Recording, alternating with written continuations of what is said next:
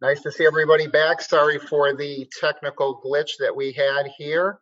Um, we are excited to have with us today. We've got Diahann Billings-Buford from RISE, and we're very thankful to have her with us today. We appreciate everybody sticking with us through this little glitch. It's been a great morning and some terrific conversations and sessions, and we've got a full afternoon in store. Diahann has spent her career working in and lifting up diverse communities. She's the CEO of RISE, and during the past decade, Diahann has held senior positions in New York City government, Time Warner, serving some 5 years in each post and handling a challenging mix of responsibilities. At Time Warner, she served as executive director of cultural investments, vice president of the Time Warner Foundation. She led the company-wide college internship, employee community engagement, and community investment programs in New York City. She also managed the grant making and operations of the foundation. As the city's chief service officer, she headed New York City's service, NYC Service, a division of the mayor's office engaging more than 1.3 million New Yorkers in a range of volunteer activities.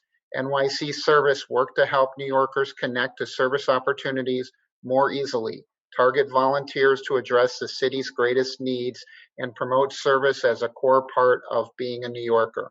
At various stages of her career, Diahann's experiences have been in deeply diverse communities and in executive offices with government agencies and education initiatives, with youth, elderly, and the disadvantaged, in innovative startups, and in both publicly funded nonprofits and privately sponsored for-profits.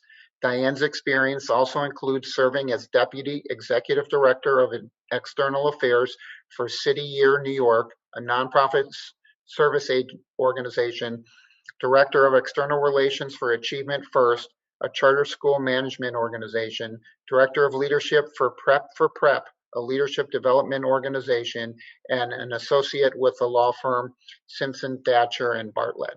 She serves on the National Board of Directors for Build On, an international organization working to break the cycle of poverty, illiteracy, and low expectations through service learning programs in America's underserved high schools and by building classrooms in some of the world's economically poorest countries. She also serves on the boards of Philanthropy New York and the Robert Sterling Clark Foundation. In 2019, she was named one of Crane's notable women in sports. Diahann earned her bachelor's degree in psychology from Yale University and a law degree from Columbia University School of Law, and she is a member of Alpha Kappa Alpha sorority. Diahann, thank you so much for being with us here today for Sports Philanthropy World. We appreciate your time, and we're really excited to hear about all the great work that you're doing with RISE. Thank you. Thank you so much for having me. I think everyone, it's tough for me to sit through that long bio, but thank you, Roy. My head, I'm still in my 30s and I didn't have enough time to do all that. And so I just want to thank everyone for joining us. I thank everyone for hanging through technical difficulties. I say, this Zoom world, this COVID time, we all have to be flexible. And I don't know how much of the recorded session with me and Paul Tagliabue played earlier, but that's something he and I talk about, this need for flexibility as, we go forward and seek to have impact in the future. So thanks to everyone. Thanks to the Sports Philanthropy Network for providing me this opportunity. It's been a privilege to be a part of this conference and to hear the different panels and keynote speakers. I think like many of us, I've needed to learn and be inspired given what we're managing here recently. And so it really has been that for me. As Roy said, I'm Diahann and I'm the CEO of RISE. To give a little context, RISE is a national not-for-profit with a bold vision. We believe that we are creating a nation united through sport, committed to racial equity and social justice. Our mission is clear. We educate and empower the entire sports community to eliminate racism, champion social justice, and to improve race relations. Our programs equip coaches, athletes, executives with the tools and the skills to be leaders in addressing matters of racism, prejudice, diversity, and inclusion. And I'm here today to share some thoughts with how we think as a country we can chart a pathway forward from this particular moment of reckoning to create a movement that achieves racial equity.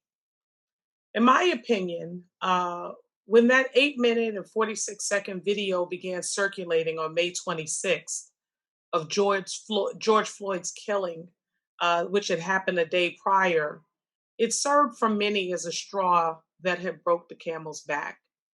And in that moment and watching that video, I really wasn't able to find the words to express my own thoughts, my own feelings.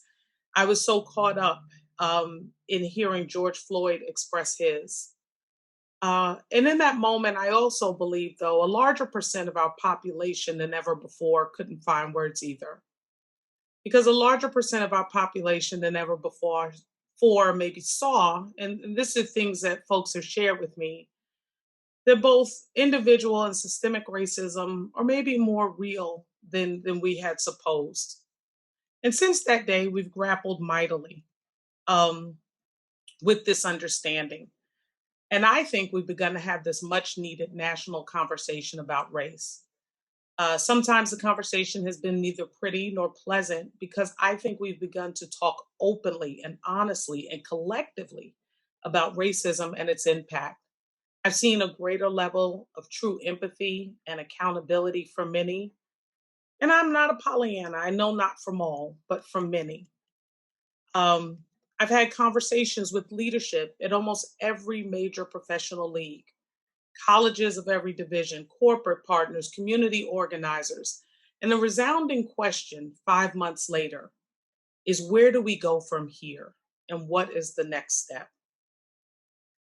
Because I think so many of us understand the importance of this moment. It has begun to set in that where we are at this moment is not exactly a place that we have been before. This is new territory. So, how do we navigate a frontier where, with every step, we're reaching new ground? Today, I want to share some thoughts on what I think are the next steps. In the interest of time and clarity, I'm going to share 3 things that I think we have to do next. The first is continue to take action. Inaction is the enemy in this case. The second is I think we must develop systemic solutions to truly unearth a centuries old systemic problem. And lastly, I know that there's no easy way forward, and success requires that we keep the faith.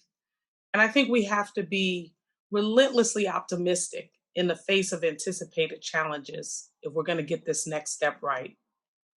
Centuries ago, Henri Balzac wrote, "It's easy to sit up and take notice. What is difficult is getting up and taking action." And the sports community has really helped to spur our nation from a moment to a movement by taking decisive, quick, and purposeful action. The Rams leadership um, sat up and took notice of the killing of George Floyd, and they took action. Rise facilitated a more than 2 hour long town hall with more than 200 members of their organization in June, inclusive of front office, coaches, staffs, players. And it was one of those powerful experiences that Rise exists to support. Folks of all races shared authentic feelings during the town hall. In the follow up, it has been clear that addressing racism head on together is fostering growth at that organization, and it is an organizational priority. I will remember for the rest of my life when George Hill, the Milwaukee Bucks, and later the NBA ignited a strike across sports.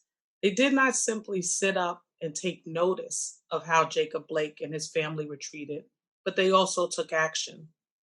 We all watched as tennis champion Naomi Osaka donned 7 masks during her journey to victory at the 2020 US Open. A single individual took action in an almost silent and yet incredibly powerful way. The sports community has begun to really put words into action. And now we need for all to follow with more action. What comes next for the sports community to end racism and champion social justice will only be achieved through long-term intentional action. Inertia will not lead to change. So a decision to do nothing, to say nothing, or to engage in performative acts are not a part of what we must do next. The need for swift, decisive, purposeful action, combined with long-term strategic action, leads me to my next recommendation. Our next steps must include solutions that are systemic because the problem is systemic. In the United States, we have some inequitable systems that have been built over centuries. And at RISE, we really educate on a lot of things, but one of those things is the difference between individual acts of racism and systemic racism. And the next steps must include solutions to both. This year, we celebrated the 100th anniversary of the 19th Amendment, a change to our most basic guiding political document, a change that reflects the reality of systemic oppression and what's required to overcome it. At the founding of our country, only 6% of our population could vote, white, land-owning men. Since then, some of our nation's most prominent moments have improved the democratic process to include people of color and women. The Civil Rights Act of 1964 ensured all men and women of age had the right to vote. The 24th Amendment outlawed all poll taxes or tax fees used to discourage poor people from voting. Now 71% of our population is eligible to vote. The original voting plan is a clear example of systemic oppression, and the trajectory of voter enfranchisement in this country needs to be applied to other systems that started as exclusionary. One of the ways RISE empowers the sports community to champion social justice is by encouraging civic engagement in the voting process. Two collegiate partners in this area have just been amazing.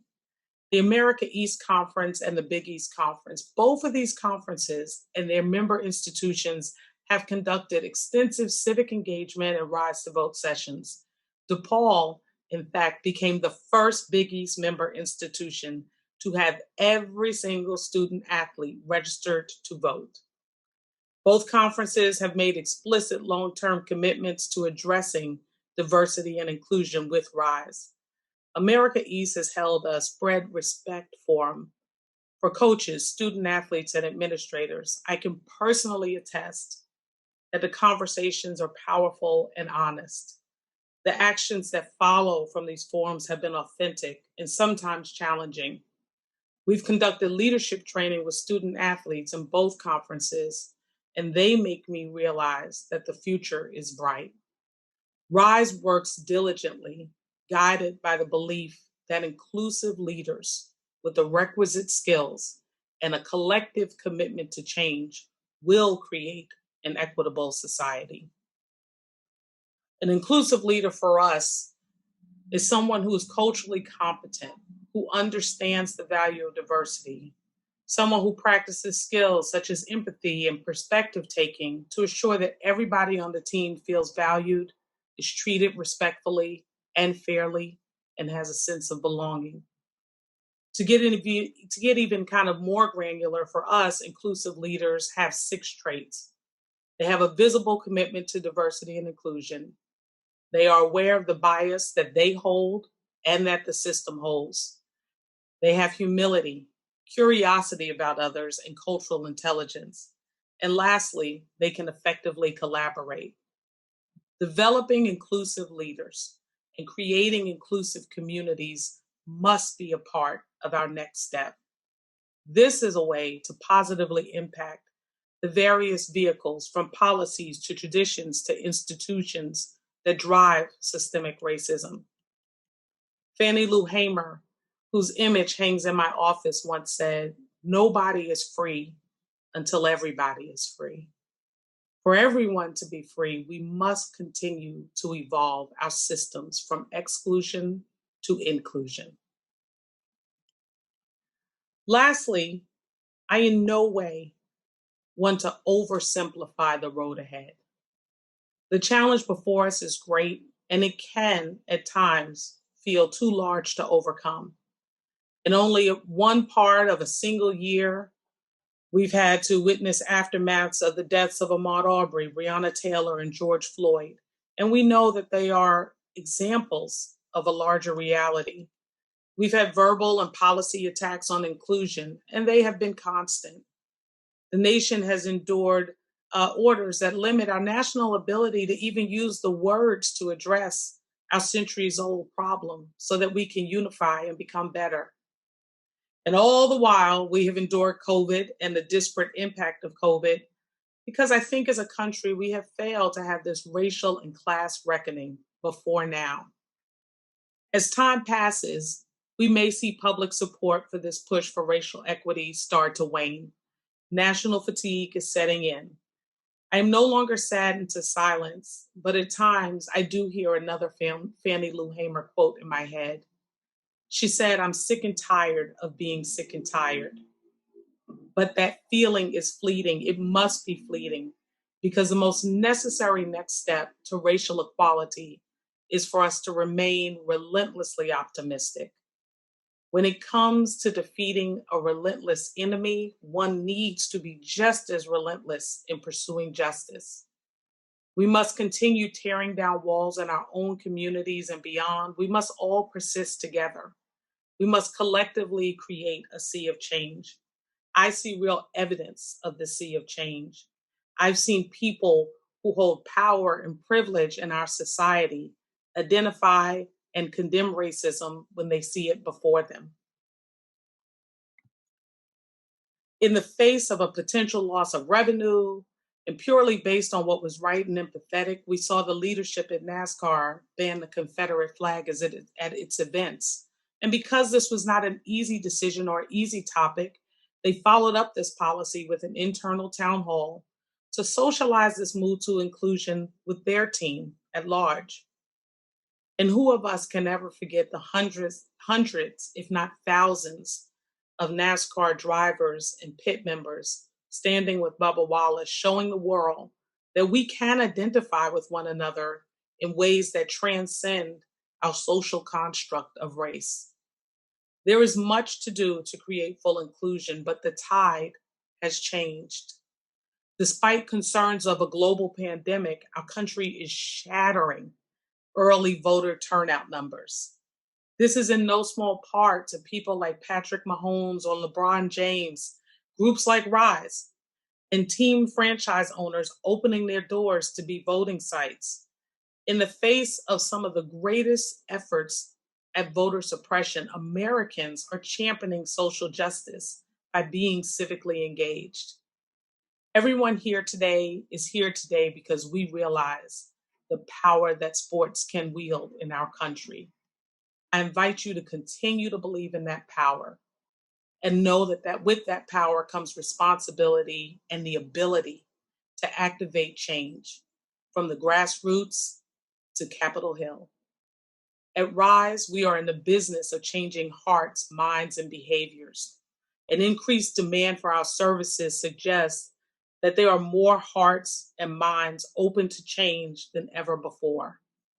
We've been leading the sports world in response to racial injustice for 5 years now. We've reached more than 110 sports partners, more than 17,000 athletes, coaches, and fans. There are more people doing this work than ever, and there is more work to do than ever before as the country figures out what comes next after this cultural revolution. I implore you to take action, look for and take part in systemic solutions, and keep the faith. And of course, I wouldn't be a very good CEO if I did not invite you all to do all those things with Rise in the years ahead. I'm excited now to share a conversation with someone that has come to mean so much to me in the past 2 years.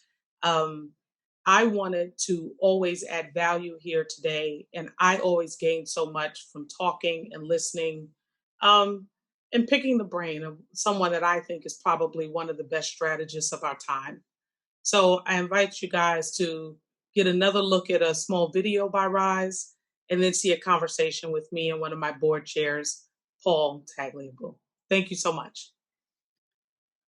Thank you, Diane. That was very moving, and the information and the work that you guys do is incredible. Having seen some of the workshops and the displays at the NFL experience at the Super Bowl, and getting an opportunity to interact with a lot of RISE people over the last few years, we've really seen how deep that commitment goes and how many organizations you're working with. So we're going to start a quick video about RISE, and then when we come back from that, we'll go into Diahn's conversation with Paul Tagliabue.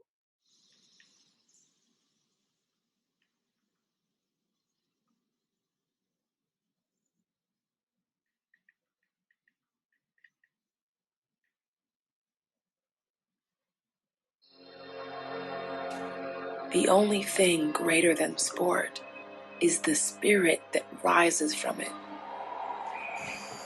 That spirit unites cultures, races, backgrounds, to work toward one common goal. In a dark world, sport grows its power. Power to destroy prejudice, unwrite legacies of fear. It feeds on harmony,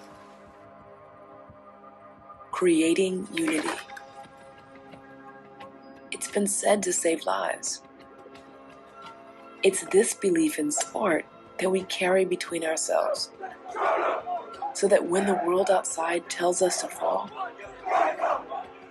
instead, we rise.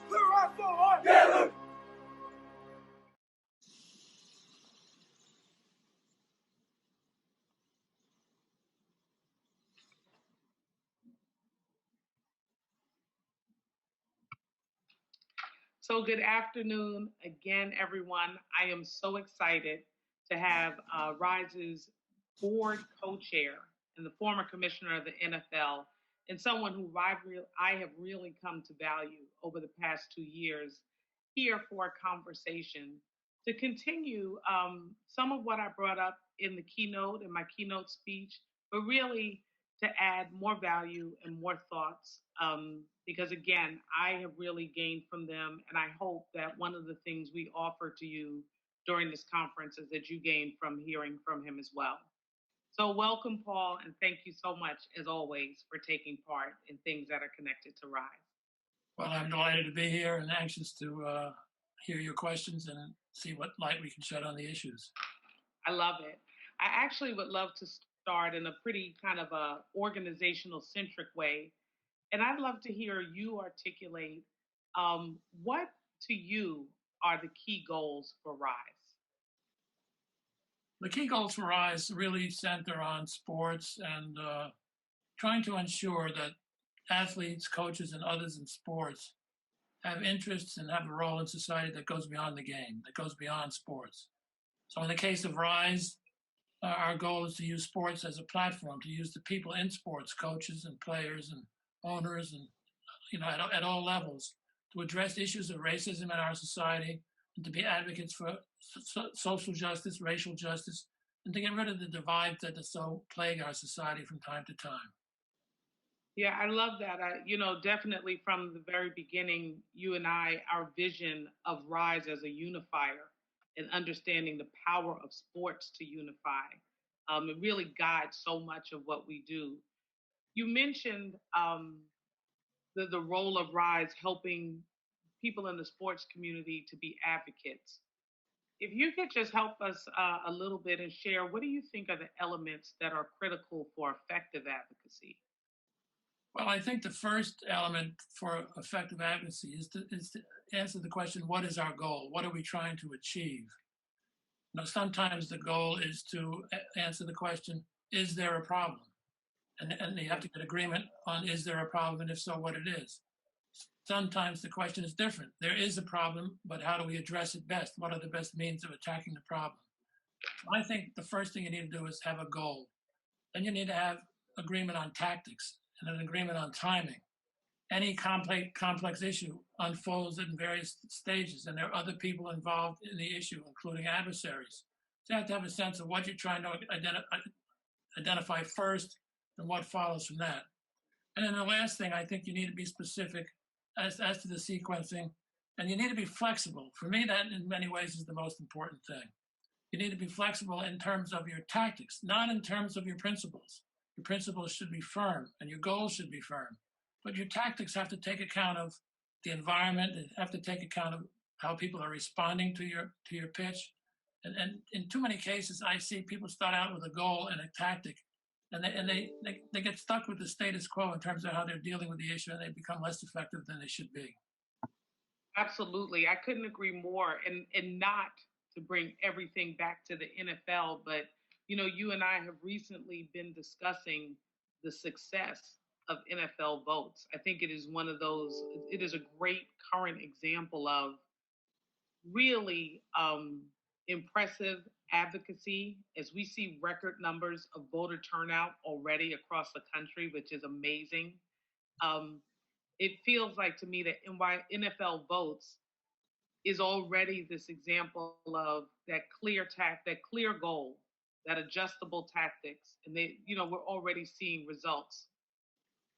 Well, I think that's a very good example because for quite a while, it seemed to be that the emphasis was on voter registration.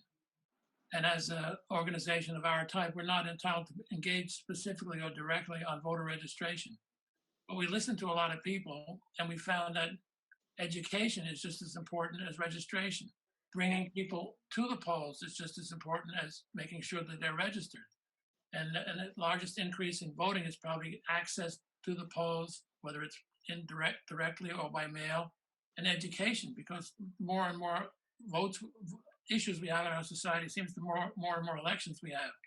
Yeah. So that we've adopted to that, and I think the players are doing a terrific job just on encouraging people to vote and to do it in an educated basis. And as we've seen, both NFL teams and NBA teams are using their stadiums and their arenas as venues for voter education and ways of getting people to vote in a way that's convenient to them.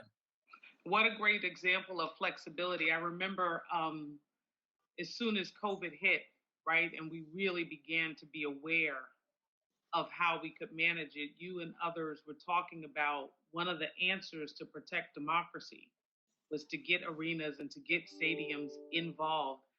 And we could say Rise was intimately involved in all this. We were already doing the voter education. We were already doing the registration, but that we had to get folks to sign up and to adapt and to be flexible to say, hey, we never thought about opening our arenas before, but this is what the situation requires, And so I think we're up to more than 16 arenas and stadiums that are voting places across the country. We've got more than 30 NFL teams who've had campaigns not only impacting their numbers, but they've had events that are impacting the numbers of their communities that they sit in. So I really think they did a great job, and they did a great job adjusting to the situation, being flexible. Well, it's a good example of what I see as the difference between structural problems and problems of conduct. Here, for many years, people said, oh, it's an issue of conduct. Will people go to register? If not, why not? Do they understand the importance of voting both in national elections and local elections? Now we've come to realize with COVID and other things, it's a structural issue. Where are the voting places? Are they convenient? Are they accessible? Is there a parking spot? Can you have self-distancing and things like that? So this is a structural problem which is being addressed in a very intelligent way by a lot of people. Yeah, structural and policy, right? If we look at policies as structures, I thought it was very interesting, both outside of sports with Snoop Dogg, but within sports with Mike Tyson, people not understanding that they are eligible to vote. There are people that just from a voter education standpoint said, hey, I committed a crime once, so I must not be able to vote now. Or even the structures that share information. Rise has been really excited to work with the Chiefs. Patrick Mahomes at a Rise to Vote session realized that he thought he was registered. And then because he went through our system, he realized he wasn't, in plenty of time to fix it. And it really fired him up. He's been such a great advocate. He's really pushed civic engagement, not only in Missouri, but across the country. Well, I think this is an illustration of another thing that's important about advocacy. Do you really know, are you really comfortable and knowledgeable about the problem? Yep. Sometimes people know a problem because they grew up with it. They've lived with it. Sometimes people are dealing with problems that they haven't had direct firsthand experience with. So someone can say, what do you favor, fossil fuels or nuclear power? Well, I don't know what to say about that. If they asked a different question that was in my neighborhood, I would know how to answer it. So we have to realize that we can be advocates on some issues with a lot of knowledge and a lot of experience. On other issues, we probably have to do some learning. But I think Patrick and Russell Wilson and the other players have had firsthand experience that's relevant to voting and to a lot of the other issues that the players are addressing in the sports today. Yes, and I love that we see it going across sports. I mean, you and I have mostly spoken about football, but I think the Spectrum Center in Charlotte and the learning that they did as an organization and how they've led in the space, being open in North Carolina for all of early voting, engaging the community, and seeing their coach, Coach Barrero, really lead on this and his players follow. We've seen it across leagues, and I'm just super excited about it. Um, you've said before, so I got a little bit of a cheat sheet that you see there are connections between the keys to successful advocacy and winning in sports. And so, what do you see as the similarities between some of the similarities between those two things? Well, I think the first thing is you have to have a game plan. So you need to know what's your goal and what's your plan for achieving the goal. Are we going to try to defeat this team with a strong defense to neutralize their offense, or are our chances better if we go with a high scoring game? So it's offense against offense. So you need a game plan. You need a set of goals. Beyond that, I think there's a lot to be said about teamwork. There's a lot to be said about specialization. In football and other sports, specialization is important. And in many cases, when you're an advocate on a social issue, a justice issue, there are other organizations that are dealing with it full time and they're specialized. So if you're not specialized and well informed, you won't be successful. And the last thing I think is in some ways most important for athletes, coaches. Advocacy is a full-time problem, full-time challenge, a full-time occupation. So people are doing it 24/7, 365 days a year, which it's impossible for a professional athlete or even a collegiate athlete or a high school athlete to do this 24/7, 365 days a year. So you need to do a couple of things. One of them is to have partners and allies so that your organization and its points of view can be present in the workplace all year round, and not just in the off season when you have the opportunity to be committed rather than to be playing your sport. And that's, of course, one of the reasons where RISE fits in. RISE is there 365, 24/7 as an advocate, as in a lead position, but sometimes as a supplement to other people. Absolutely. You know, I talked about that a little bit in my speech, right? Like, we've been here for 5 years. This is what we're built for. This is what we think about. This is what we think about how to do as best as we can, the same way that the athlete and the coach tries to figure out how they execute in their special field as best as they can. Um, I also talk about, and before I go to my next question, I want to thank you. A lot of my speech was focused on next steps, and I really feel that in this conversation, you are giving some great next steps on what people across the country need to do for us to keep moving this needle towards equity. And I didn't. I know you and I have discussed briefly Warwick Dunn's conversation yesterday morning, and how impressed and moved by it we were. But you also have a personal connection to him, and so I wonder, just to round out, as we talk about what the next steps are, we've talked about organizationally, we've talked about on the societal level, but personally, um, any ideas on what you think is next, and any takeaways from kind of what Warwick shared yesterday that ties into that? Well, I think so. Warwick is always very thoughtful, and he always has thought-provoking ideas. But I took away one thing right at the beginning: the importance of reaching out to people with other experience, with deeper experience than you have. And he talked about the wonderful opportunity he had to deal with Tony Dungy and Tony's wife, Lauren. But I think implicit in everything he said and in what he does, that he also knows that he can be a person that others can reach out to. So you have to understand you can look for experience and you can provide experience. I think that's the first thing about Warwick. The second thing is that you should strive in your life to have something that's important and of great value to you besides your profession. He talked about his profession is football, but that's not satisfying. And you need to have something else that you're determined to succeed at and you're committed to, a set of values. So I think Warwick is very, very instructive, and he gets better as he gets older. Most people, it's the other way. You get weaker as you get older. Wow. And you shared some great stories. I know you and he traveled. Was it to see veterans after which war together? Yeah, well, I used to, when I was at the NFL, I would go over to Europe during Afghanistan and Iraq wars to have players and coaches visit with the troops. And in Warwick's case, we used to go to a military hospital in southern Germany. And we were there at one point when the hospital was overflowing. There was so much combat going on, so many wounded soldiers, men and women, that they had to have some of the wounded soldiers stay overnight on stretchers in buses outside the hospital. And when Warwick learned about that, he said, I'm going to go out there and spend my time in one of those buses or one or more of those buses tonight and just talk to the troops, talk to the men. And he did that. And I think it showed what he was talking about today, just being committed to do something, but to do it with humility.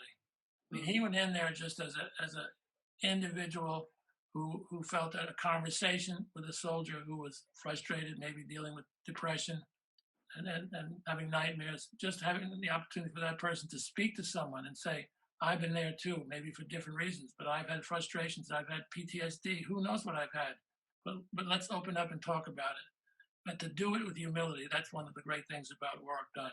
There's no ego there. It's not in his self-interest. He likes to be invisible and let other people take the credit. Yeah, yeah. We could probably use more of that, just that's for sure. in general. That's for sure. Yeah. I think it was President Truman who said that if you can succeed in anything you want in life as long as you don't care who gets the credit. So Warwick's a good example of that. Excellent. I'm going to jump topics here. I just know that you've been involved with so much work. Back to that giving credit and acknowledging just people that have played important roles. And I know that you and I have talked about Coach Eddie Robinson. But I want to talk about. I would love to talk about him and what you are sharing with folks as the role of, as far as the role of HBCUs and the development of the NFL. But from the perspective of why it's critical for organizations to build inclusive communities, and what difference that makes. Well, I think inclusive communities turn out to be wiser. They turn out to be richer in terms of perspective. They turn out to be more sustainable over time because they've incorporated into their belief system or into their operating structure a range of perspectives that are varied and complementary. So I think that's really important. And what Eddie Robinson did at Grambling for 5 decades or more is an example of him understanding that he was dealing in a society which for many of those years was segregated in terms of higher education. But his mission had to be to prepare his players, his men, to deal in that society, to thrive in that society, but also to try to change that society in ways that would be effective. So he's a very sophisticated thinker, and many of the things that he has said remind me of what Martin Luther King said when he said that if you want to have a full life and a happy life, make certain that you have a profession other than your own job, that your profession becomes advocacy and service to others, not just service to yourself and possibly an employer. Wow. What would you say, Paul? And I'm gonna leave you alone soon. But what would you say to the person that says, I'm not Warwick Dunn, I'm not Paul Tagliabue. How do I lead and what do I offer? Well, I think that everyone needs to be confident. I think self-confidence is a prerequisite for most things we're talking about. But I think people need to understand that these problems are not solved by rules. They're solved by individuals. And everyone is in contact with other individuals. Everyone can have an opportunity to join an organization, whether it's a neighborhood organization, a church organization, a civil rights organization.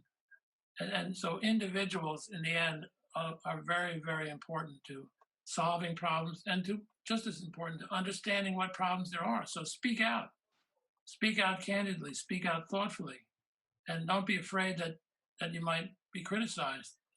That's one of the things that we're learning at RISE. It's easy to have conversations with people that you agree with. It's not so easy to have conversations with people who you disagree with.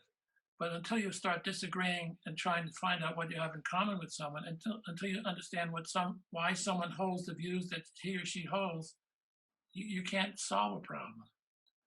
Absolutely. I talk a bit in the speech and just about some of the town halls that RISE has supported organizations to have. And I think that's one of the key things that happens is everyone in the organization gets to listen and hear, and then they can figure out, right? They can learn from one another. And then from that, they figure out what they want to speak up about, what they want to step up and do.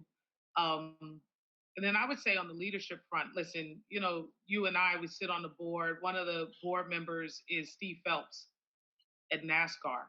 And so we have some real examples of people in power that have made some significant decisions this year, or Ethan Kaysen, who is the president of the Minnesota Timberwolves and the Lynx. And we also, I have seen, I was just speaking the other night, student athletes at the University of Texas. There's just a few of them decided to have a petition, push it out there, and they are really behind sweeping changes that are being made at one of the biggest university systems. So, I think we've seen leadership at all levels. Exactly, and I think there are more and more opportunities for that as we deal with social media, as we have technology changes. My son is involved with an organization that deals with LGBTQ issues, and they have training sessions for people in the New York area. Now that they're online, there are people from all over the country, big towns and small towns, participating in those sessions and being energized. And the other thing you talked about was, and I mentioned, is understanding why a person thinks the way they do think. Just the other day, I was watching a program about end-of-life care for people who are terminally ill. And one of the advocates said, this is so important, and we think it's so obvious. We couldn't understand why some of the AME churches, some of the African-American ministers were in disagreement with us. And so we went to speak with them. And it was not, their objection was not directly to what we were talking about in terms of care and in terms of opportunities to use medication and other things dealing with end of life and hospice and things like that. Their opposition was based on the fact that for so many decades, maybe even centuries, African Americans were used surreptitiously by governments as subjects for experimentation without them even knowing it. So he said, once you start talking about experimenting with people, I and my community have a lot of skepticism that you and your community might not have. And this woman said, wow, I never dreamed that's why you were opposed to our position. He said, well, I'm not opposed to your position if you can give me assurances that certain things won't happen. It's a great understanding. You got to go out and listen. Listening is one of the most important things in terms of bringing people together. Listen, learn, and then act. Absolutely. At RISE, one of the key skills we teach folks is perspective taking. So you have to listen, but then you also sincerely have to be able to put yourself in someone else's shoes. Right. Someone is expressing to you why an entire community lacks a trust that you may just automatically have. Right. So you've got to, put yourself in their shoes. I definitely, we're seeing it on the tech side. We've had a number of companies say, hey, we need someone to support our technology. It'll help us with COVID tracing and tracking people. And I just look at them and I say, listen, an African-American community talking about tracking people, that's not a great starting point. Let's start someplace else. Right, exactly. You know, and that might be in every community. I don't even think now that's necessarily limited to the African American community. Well, Paul, I thank you as always, always, always for sharing your thoughts and making the time. I hope that we have helped people to figure out what's next and what do we do next and how do we continue to move towards racial equity, and that they should do it by partnering with RISE. You know, I have one expression in terms of what's next. I used to say when I was at the NFL, if it ain't broke, fix it anyway, because it can always be better. And there you go. Some of the attitude we have at RISE, and I think it's shown today in America in terms of how people are adapting and adjusting, identifying problems, and agreeing to challenge the status quo and come up with things that are better for everybody. Absolutely. Thank you. Thank you for all you're doing, and have a great conference. Take care.